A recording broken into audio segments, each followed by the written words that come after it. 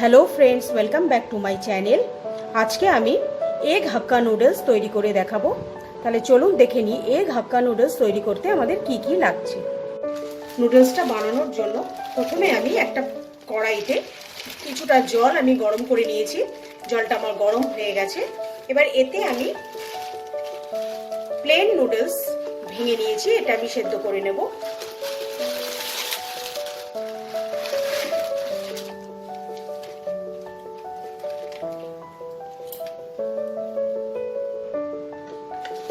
এতে আমি অল্প একটু নুন দিয়ে আর 1 চামচ আমি তেল দিয়েছি জলটার মধ্যে।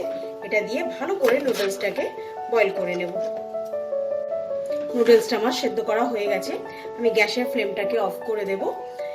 আপনারা নুডলসটাকে 80% অবধি সেদ্ধ করবেন, তা নাহলে ওভারকুক হয়ে যাবে আর এগুলো একদম গলে যাবে, ঘেটে যাবে।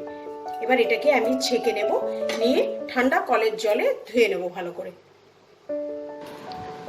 আর এখানে আমি কিছু ভেজিটেবলস কেটে নিয়েছি।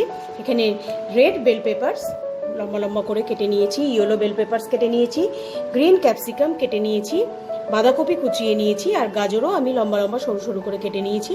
আর এখানে 3টে বড় পেঁয়াজ কুচো করে নিয়েছি, 3 কোয়া মতো রসুন আমি কুচো করে নিয়েছি। এখানে আমি একটা কড়াইতে 1 টেবিল চামচের মতো একটু সাদা তেল গরম করে নিয়েছি।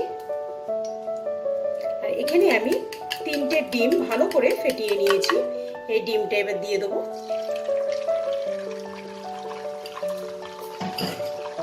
এবার এই ডিমটা থেকে আমি ভুজি বানিয়ে নেব।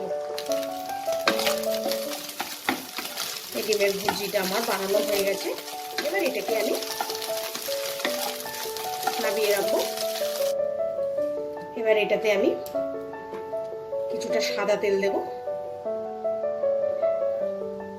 তেলটা গরম হয়ে গেছে। এতে আমি প্রথমে রসুন কুচিটা দিয়ে দেবো। এটাকে 30 সেকেন্ডসের মতো আমি নাড়াচাড়া করে নেব।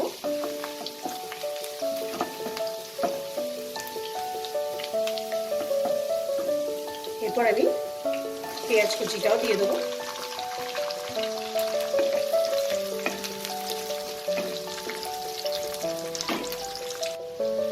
পেঁয়াজটাকে আমি 1 মিনিট নাড়াচাড়া করে নিয়েছি। এবার আমি সবগুলো ভেজিটেবলসই আমি একসাথে দিয়ে দেবো।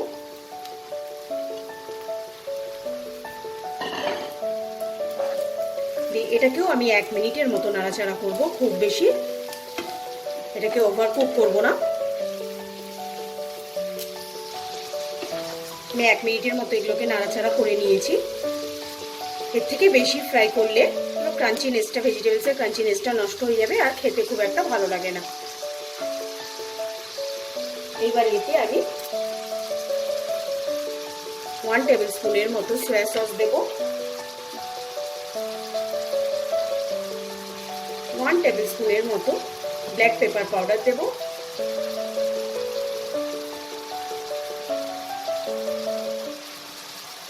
আর 1 টিস্পুনের মতো আমি ভিনিগার দেব। দিয়ে এটাকেও আমি কয়েক সেকেন্ডের জন্য নাড়াচাড়া করে নেব। কয়েক সেকেন্ডের মতো আমি নাড়াচাড়া করে নিয়ে এবার আমি নুডলসটাকে দিয়ে দেবো।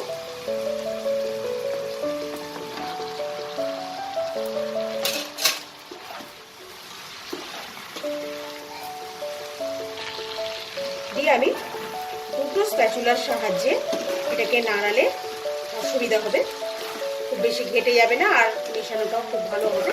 এটাকে আমি মিশিয়ে নেব।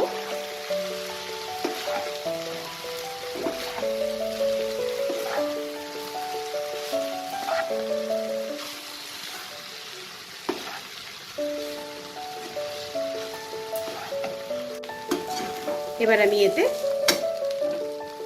ডিমের ভুজিটা মিশিয়ে দেবো।